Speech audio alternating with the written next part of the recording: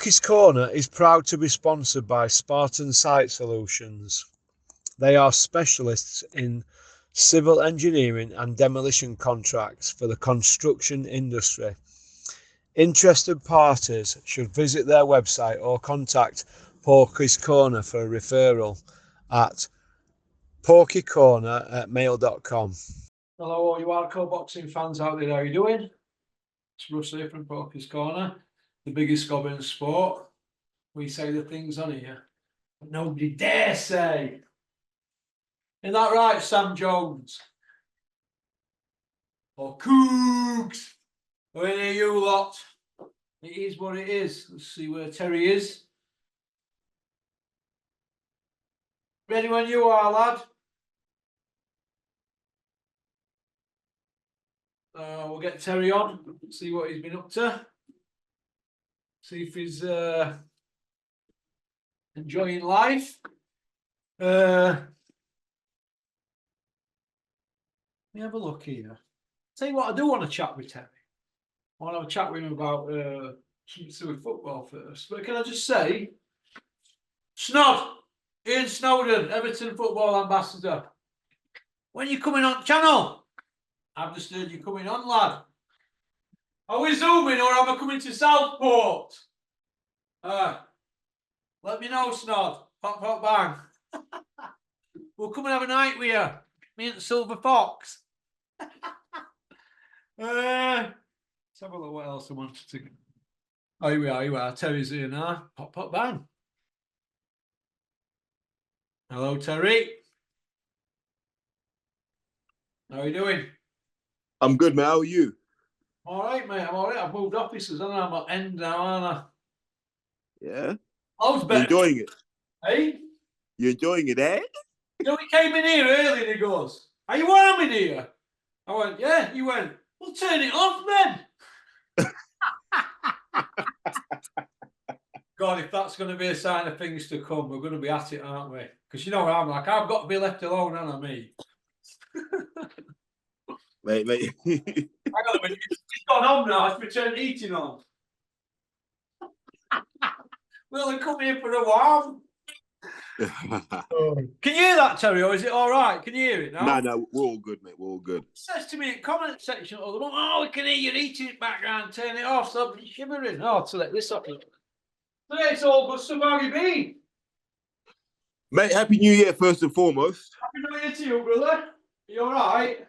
Yeah, obviously, mate, I had my mum and family over for Christmas, so it was manic for a few days. It was nice to get a few days to myself. Huh? What, you were cooking? No, you know when your mum comes in, like she doesn't want you interfering, so I just got shunted out. She don't want you interfering with everything. No. So Christmas Eve, we ended up playing the game of rugby. So it was our lot who are affiliated to London Scottish against the lot that are affiliated to London Welsh. So it's a bit of a derby on Christmas Eve. Like, we hadn't really met each other before. So we ended up just playing a game on Christmas Eve, which was nice, actually. It was a good laugh. Yeah. And now, mate, it's New Year. I mean, back grafting. Was in the gym this morning. I did my John Fury workout. I mean, with me, Corey. 200 kilo deadlifts for me cooking. Before me pan of stew on the hot fire. Yeah, I ended up playing Xbox all Christmas. Well, I'm not very good on it. Like Reggie got an Xbox off Julian for Christmas, so he were on his Xbox. Oh, nice. Yeah, I got him an Xbox, and what did I get, Reggie? I got him Monopoly. I got him other stuff, but one of the games I got him was Monopoly. Didn't he smoke you in Monopoly? Yeah, he bought everything. I can't get him sent to jail. Well, there you go. Life imitates art. Ended up in jail, and I was making it interesting with him, and he was going straight back to rules. He goes, "Oh, you've got to throw a double or pay." So I'll throw a double. Watch this. Anyway, over there, couldn't throw it. I couldn't do nothing. In the end, after about 5 hours, I was like, you know what, Julian got me to get it. Reggie, this Monopoly. Get it Monopoly. The biggest mistake I've ever made in my life, because every Friday now we play Monopoly. And the worst thing you can say to an autistic kid is arrange something, isn't it? You know what I mean? Because they remember, don't they? So every Friday I play Monopoly, but I limit him to 2 hours now. That's what because it's too much. You know what? It goes on forever. There's never really a winner. It just goes on till people are like that, doesn't it? Monopoly. Oh, do not when I play, man. When I play, everyone pays me. We're done. 30 minutes. Well, You know he what I kept landing on his train stage because he's obsessed by trains, isn't he? Anyway, he got through it, so I thought, I'm going to pop his blue. So I bought Liverpool Street. Well, that bit, wasn't it? Bottom lip without them, so I thought, I better tread carefully here. So I eased up on him, but he were right into it, and he wanted to be bank. Listen, it's all about interacting, isn't it? Because obviously I'm not going to be able to take him gym, am I, or for a game of football. He's not interested in that. But you've seen on them videos, he can sit there and tell you every president from 1 to 45 when they were born and how they died. I think that's quite odd, isn't it? That do you? No, that's a superpower. You see, when you got a kid like that, Russ. Yeah. See, when you got a kid like that, put them in front of something valuable. Yeah. You put them in front of technology. You put them in front of something because mate, that's me really. Like I grew up like that. I was obsessive with how things work. Like I could take apart motors and put them back together. Yeah. I can take computers apart and put them back together. Yeah. Like I can kind of code it. I'm a bit rusty now, but I could do all of that stuff because, and it's the same with boxing for me. Once I got into boxing, I became obsessed with it. I had to read everything. I had to watch everything. Yeah. I can imagine. Yeah, like I could shut myself off, Russ. For 3 days, I could shut myself off. Yeah. All I had to remind myself was to shower every day. That was it. I remind myself to shower every day, but I could just sit there watching fight videos all the time. And I'm looking for the little details. I've got a little notebook. I'm trying to understand how is he doing this? How is he doing that? Like, but then when I'm not interested in something, you can't get me to do it. Yeah, I said to Reggie, do you know how JFK died? And he said, he told me what president he was or whatever. And he went, yeah. I said, well, where do you think he died? And he said, come in, Dad, I'll show you. He got his phone, 11-year-old, he went. He got Google Maps on and kept doing all that to make it. He says, look, that floor there is where they shot it from. Something depository or something in Dallas. The Dallas Book Depository. Yeah, something like that. And the floor and window and everything. I'm like, so how do you know all this? Oh, wait till he finds out the real story. Yeah, well, he's been into that now for 3 months. Before then, he went Titanic. He knew everything about the Titanic. So he gets, if it's something he likes, because I say, hey, come on, let's just watch Froch Pascal on board. And he'll go, I don't want to watch that again.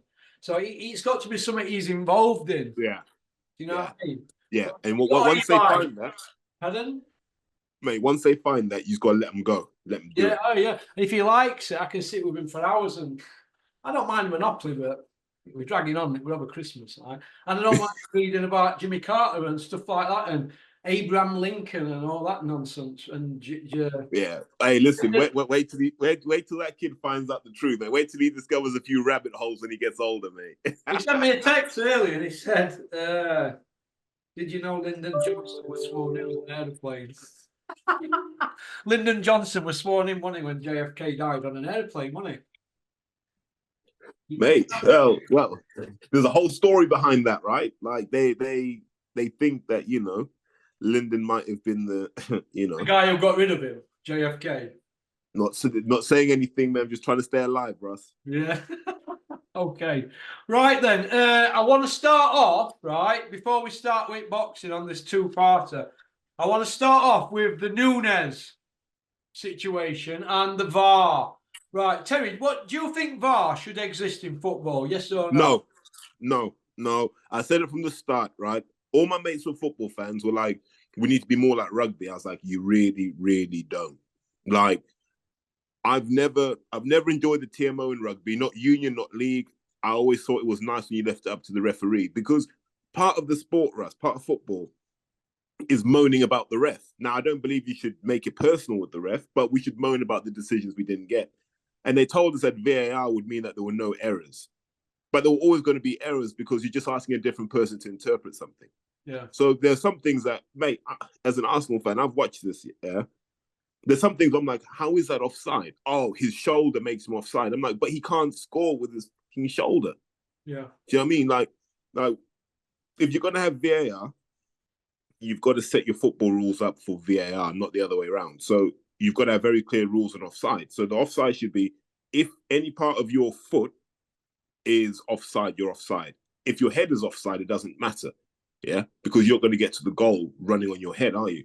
Then all these sorts of things are the important things. Now, look, even me saying this is going to get comments, right? Like in the comment section will go mad. VAR hasn't really made the game good. Imagine, Russ, imagine this. Champions League final, you score a goal. Yeah. You've got to wait 2 or 3 minutes for it to be confirmed. Yeah. So how do you celebrate? You don't do. And another thing as well I've noticed, and I've gone back on some statistics here because I just wanted to prove a point. Going back before VAR, when the Premier League started, the first half, no matter what happened in the first half, nobody ever really went above 46 minutes. In the second half, no matter what happened, if anything went past 3 minutes, if it were a 4 minutes extra time, oh my God, there'd be inquests. Now, I watched Liverpool play the other night. There were 100 minutes in one of their games. 100 minutes. And in the first half, there was 97. Again, this one they've just had.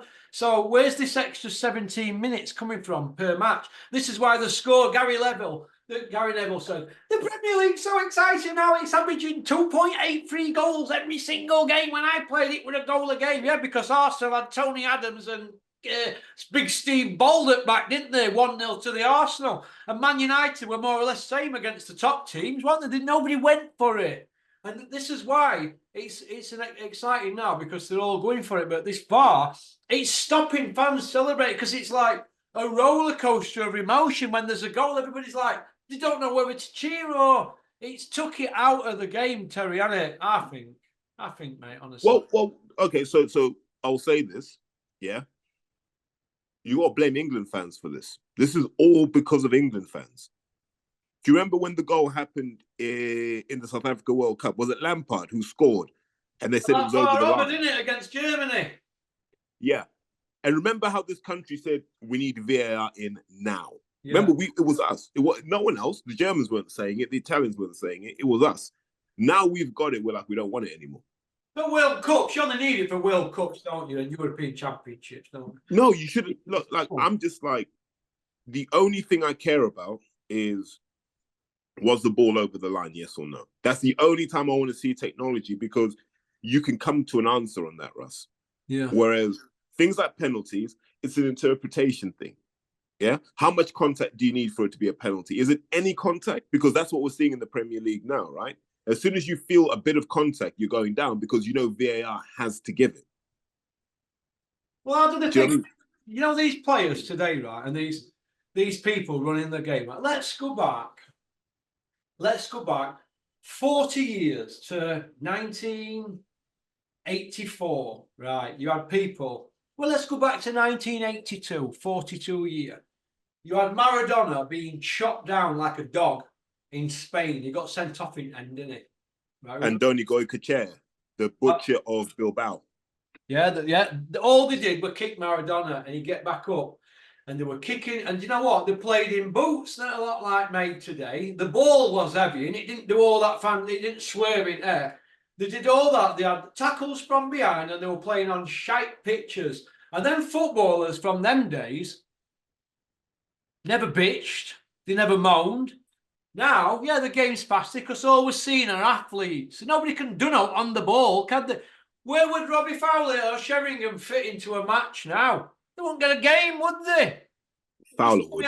Jesus. You know what? Wait. Jesus Christ, Fowler would. Can you imagine Fowler now for Man City? He'd do 60 goals a season. Well, obviously, but I'm on about fitness levels and that. Their fitness levels. And Razor, Kevin's mate, Razor, they won't pass fitness tests today, would they? Come on. Even they would have that Russ. Snod would have sprinted, he wouldn't have passed the test today, would you, Snod? Right. They would have if they took the same nuts and berries as they're taking now. Yeah, well, I look at some of these footballers today, and some of them are hitting speeds on that machine. I'm looking at the quickness of some of these players, and they're like 100-meter sprinters, some of them, aren't they? Hey? Unbelievable. Well, some of them are hitting like 2 miles an hour more than Huckabee, Michael Owen and Darius Vassell, they were like your speed merchants back in day, weren't they? And Yeah. they're like obliterating speeds that they were doing. So I believe it now when I'm hearing people on telly say, well, the game's moved on and players are the more athletes than actual footballers. Do you see where I'm coming from? So I think there are two things. One, you got to look at the pitches now. So all the pitches in the Premier League are hybrid pitches, right? So there's some grass and there's some synthetic.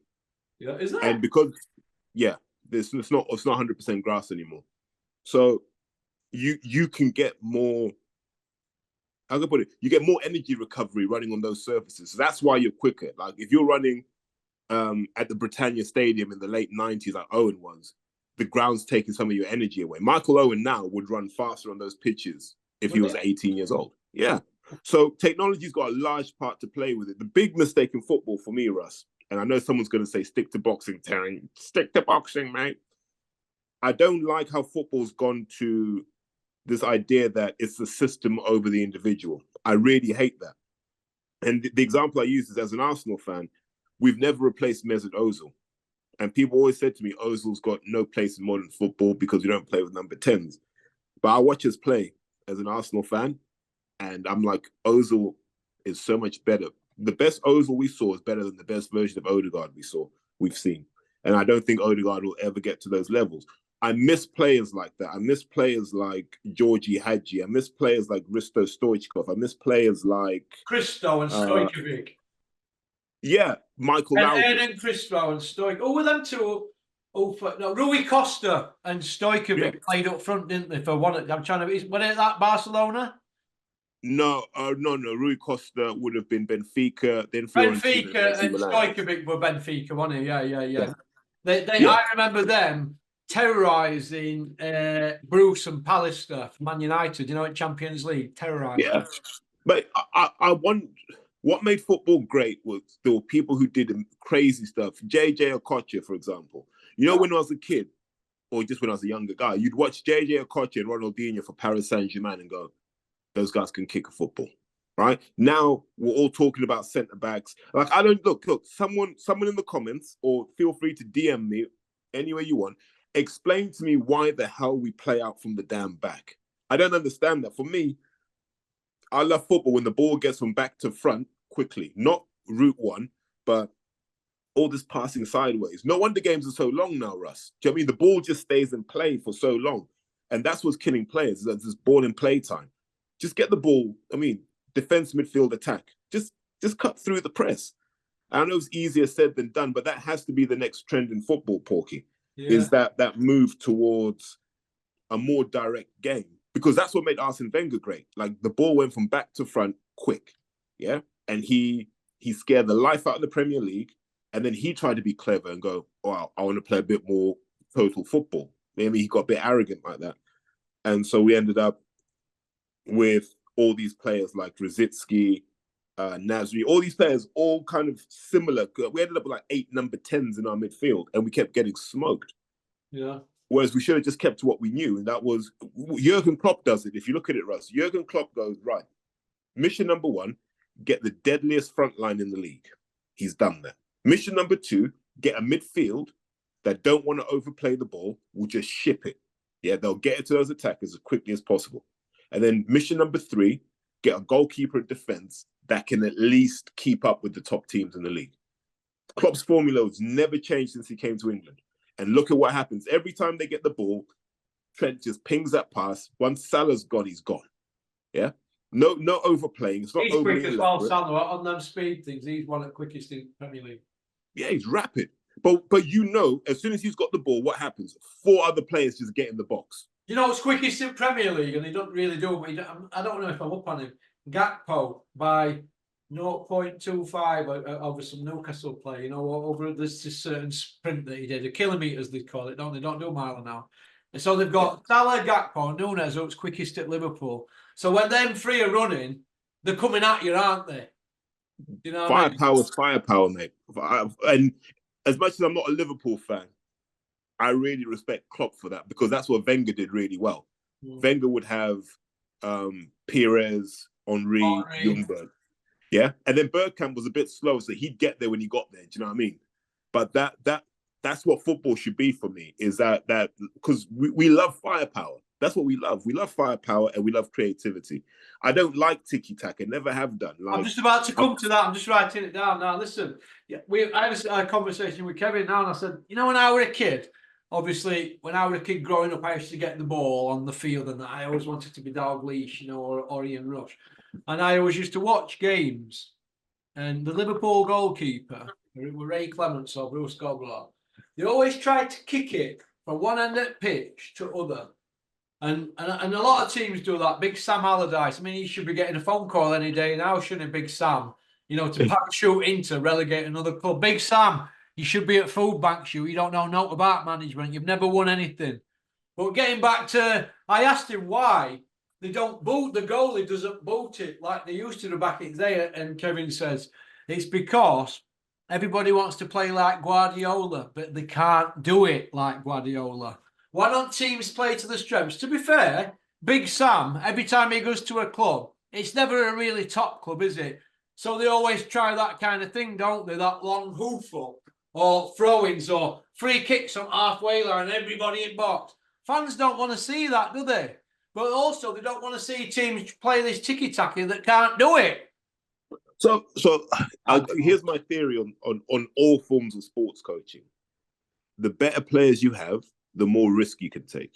Yeah. So when Pep's got the starting 11 he can take someone like John Stones or Kyle Walker or Akanji or Nathan Ake, and he can put them in midfield because they're all good enough that they can adapt, right? Yeah. Chris Wilder can't do that. Do you know what I mean? Chris Wilder can't do that. Can you imagine back in the day he had tried to get Chris Morgan to play out from the back? He can't do that. So you can't take those risks when you're a smaller club. But the guys like Guardiola can, because they've got better players and better players respond to instructions. And it's the same I say the same in boxing. The more talented kids you have, like when your kids are super talented, you can do more with them. When they're not so talented, you got to keep it really basic. This is what Joe Gallagher did. He took kids like Crawler, he took kids like Quigg, who were, in terms of mentality, were gifted, but in terms of that kind of raw Mayweather, Pernell Whitaker type skill, they didn't have that. So he said, I can't take any risks with them. I'm going to teach them good fundamental boxing. And it's only those kind of super athletes or super kind of talents that you can take risks with. And that's what you're seeing with Man City. Whereas everyone just thinks City are winning because of Pep's system. So no, Pep's just got damn good players who listen to him. So all these other clubs playing out from the back, I'm like, if you can't make it work, man, just find someone in midfield that can ping a 40-yard pass, get 4 attackers running. There you go. That will scare the life out of City. I guarantee it. Do you think, Terry, that these referees, do you think they get frustrated with all these stops, and then they get in the game, they get that frustrated like the crowd, that when there's a bad foul and the team are attacking, if the ball still goes to another player and the man's down, they still leave the game running because they're trying to get some flow going, but then they're forgetting to go back and book these players, aren't they? I'm seeing that in a lot of games. Do you agree?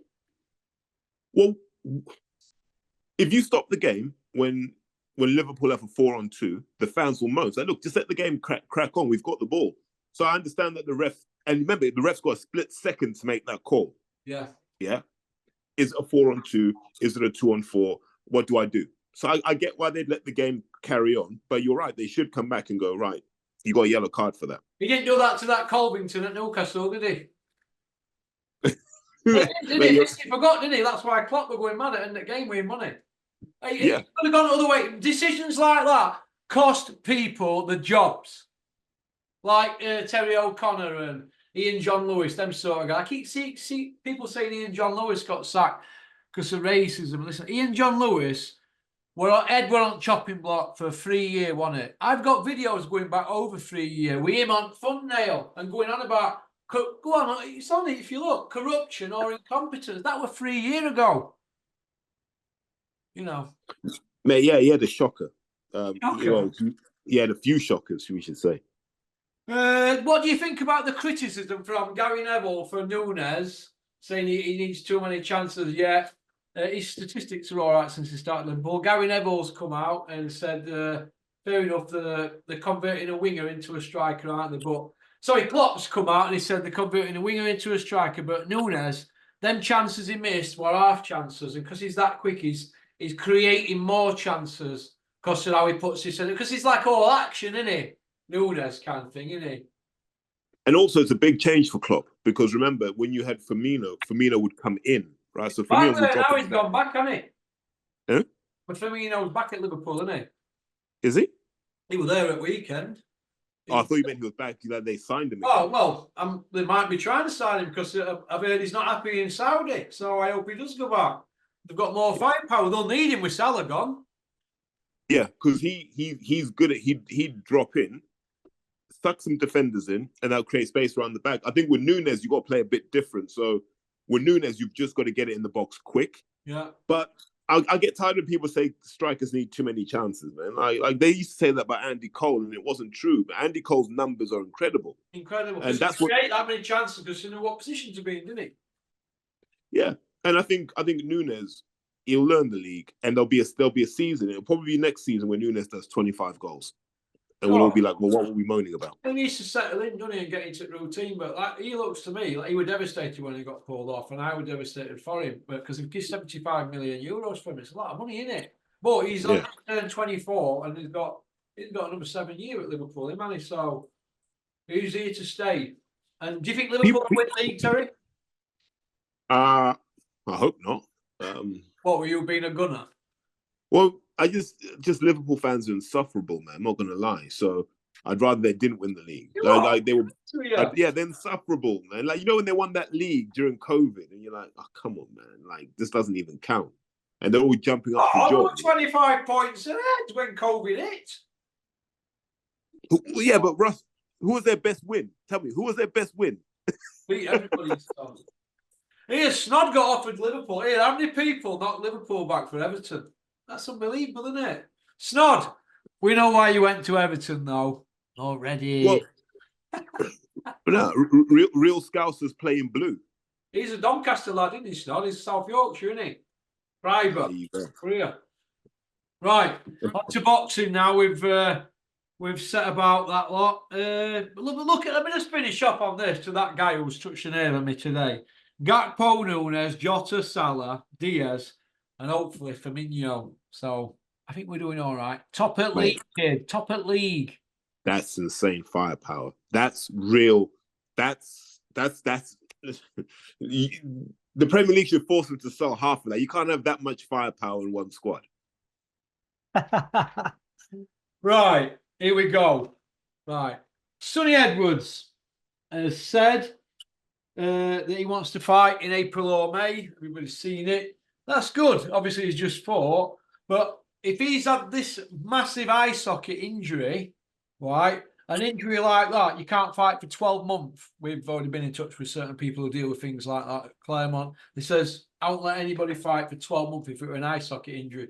So what I want to see is these x-rays, because he cannot be going to fight April, May if he's got an eye socket injury. Do we agree?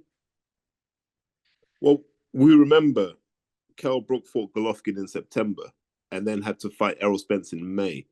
That's like, what, 7-8 months? Yeah, well, that's a lot longer than... Yeah. And we saw what happened there. Like, the other eye socket went because the first one wasn't strong enough to take the load. And I said to him, how do you know if the eye socket's gone on a fighter? He says, very, very simple. When they're cleared, the medical staff, and they would have done this before the fight, would have put their hands over his eyes and pressed on, not very hard, and just gone out there. They would have looked for a reaction, right, with the fighter. Yeah.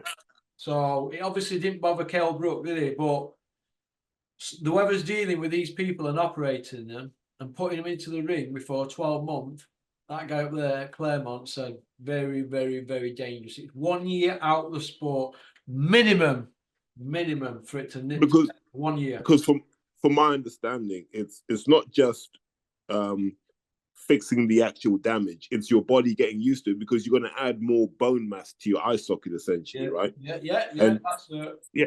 And the dimensions of your face are going to change. It may even just be like 1/10 of a millimeter, but when the dimensions of your face change, like everything else that lines up around it has to adjust as well. It takes a while to to fully reform the skull. So fight in April. But number two, Russ, who's he going to fight in April?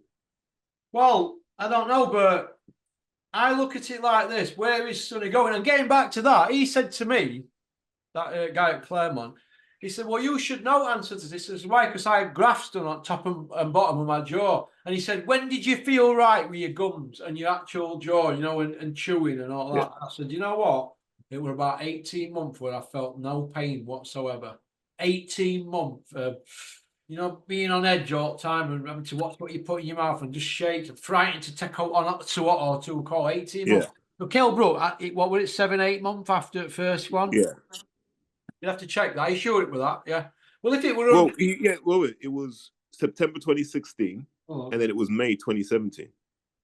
Oh, yeah. Right, so it's under a year then. So Kell were playing with his out. But he also said to me, I asked him about Kell Brook's injury, and he said, it's possible that Kell Brook could have got clipped in sparring, and there wouldn't have been any bruising or swelling, but it could have just weakened it. Do you know what I mean? And it could have been over time. Yeah. There might have not been, you know, like an hairline fracture that's not gone completely through like a proper fracture.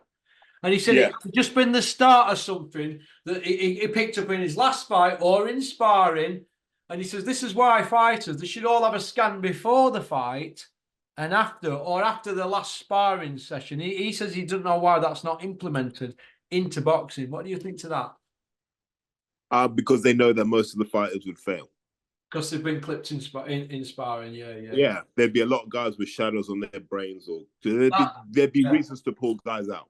So Kell Brook really can't go around saying that Errol Spence smashed his eye socket in because he could have been clipped in sparring, couldn't he, and not know?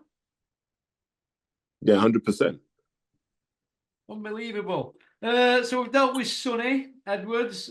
How long have we got left on this now? Is it enough? How long have we been going to? 35, right. Transgender. We'll give this 8 minutes. Transgender. It's enough, isn't it? USA. I agree with the GAD and Carl Froch on it. And other people I've spoke to. A man saying that I'm now a woman because I'm not going to go into it. He's still a man, and he's still got same size hands and still bone structure. You'll be able to do it better than me. You're better with words, Terry. So far away. Ray. So this was complicated because we can't separate boxing from life and society. So the idea is, in this country, we've got what's called the Equality Act. So I cannot discriminate based on gender, race, disability, etc., etc. That's the Equality Act. I think it's 2010. I might be wrong. So if we accept, and our society's accepted that trans women are women, now how we've got to this point, different discussion. So before I get roasted in the comments, we are where we are. So we've said trans women are women, and the law is treating trans women as if they are women. So it's very hard to say you've got civil rights as a woman in all of these circumstances except for one, because that then becomes discrimination and there's a lawsuit. Yeah. So from a purely legal perspective, it's very hard to exclude them. You can use a public safety argument, but we don't have the data to justify that. It's all theoretical right now. I'm uncomfortable with it, but I've been uncomfortable with where this has been going since I was about 18, because I knew we'd end up at this point. And people say, well, okay, how were we all caught napping? Here's how we were all caught napping. If you go back 20 or 30 years, when the feminists needed muscle in their protests and so forth, they used the transgender community, they used those sort of transvestites, they used men that were operating in the women's space as their foot soldiers. Yeah, we needed muscle. So the feminists started off going, trans women are women. And then when the rainbow, like the LGBT, needed muscle, they pulled in the trans community as well, and they said trans women are women. Yeah. Not ever thinking that there'd ever be a problem in the future. This is what happened. And then what's happened over time is they've now realized that trans community were pretty smart. They were pretty switched on, pretty clued up, and they said, right, we're in now. Now we can start pushing for what we want. And that's what they're doing. And now they're saying, we helped all of you other groups get to this point. Now you need to support us. And so it's this massive mess that's happened in this really small liberal bubble that most of us have no access to, right? But it's ended up with us having to say trans women must compete with natural born women in boxing. And we're all uncomfortable with that, by the way, because we know the consequences. But the harsh reality is we need to let it play out now so we can build up the evidence to say this is so dangerous, we can never do this again. Yeah. Well, I hope that it doesn't happen. I think it's, look, people can be what they want to be. Look, good luck to them, but I don't want to see it in boxing, Terry, no offence. Well, so it's only in the amateurs now, right? So it's not professional boxing where we have to consider that. But it'll be very hard to then exclude trans women from professional boxing if the amateur system allows it. So I think we need to let it happen. So we need to understand what the public safety risk is. And we will go from there. Because the argument people say is, well, if we allow trans women into boxing, then boxing will just be trans women. There's no problem with that. If you look at the proportion of women boxers in the top 50, pound for pound, top 50, that are in heterosexual relationships, the proportion is very small. There are a lot of lesbians. Yeah, there are a lot of lesbians who have belts, but we don't discriminate against them. We don't say they have an advantage. We just accept it is what it is when you pull all the barriers down. Yeah, but then lesbians that are women are still fighting women, aren't they? Yeah. So here's another point, right? If you look at the man with the highest level of testosterone in boxing, the man with the lowest level, there's probably a difference of a factor of 2 at most, right? Yeah. Whereas between women in boxing, you can have a factor of 4 or 5. So the women in boxing with the highest levels of testosterone have an insane advantage over everyone else, but that doesn't get discussed either. That's why it's very murky. My view is we shouldn't allow trans women in, but that's a principled view. I don't have the data to support that. Maybe we need to just let it run for a bit to get the data to support an argument, is what I would say. Okay. We'll not go too deep on this because I don't want to be walking out of here one day, some 6'6" bloke dressed as a woman in heels getting a grip of me and taking me away doing a Buffalo Bill on me. You know what I mean? I don't want that. Or that guy in that film, what's it called now? Edward Norton's in this film and he's going after this guy who's obsessed by Hannibal Lecter or something, and it's played by him in James Bond who plays M. What's his name? I don't watch films. I do. And he grabs that guy. He grabs this guy out at window and he drags him in. Ralph Fiennes, is it? What is it? Ray Fiennes. That's what he calls himself. Yeah, Ray Fiennes, whatever. Him. I don't want to end up like him getting took away in some tranny van. Right, we'll finish off on. We'll do it on next. We'll discuss the Miller situation. Is in jail, in Miller, or has he got bail? Oh, mate, let's do that. We'll go to part 2. Hop. Bam. Peace out. Thanks for making us subscribing and leaving a comment. You think I need to clean my teeth? All right, they're a bit yellow, like Dennis's. Hey, Max, I've heard you're going to be a pundit on Fight Zone. Max.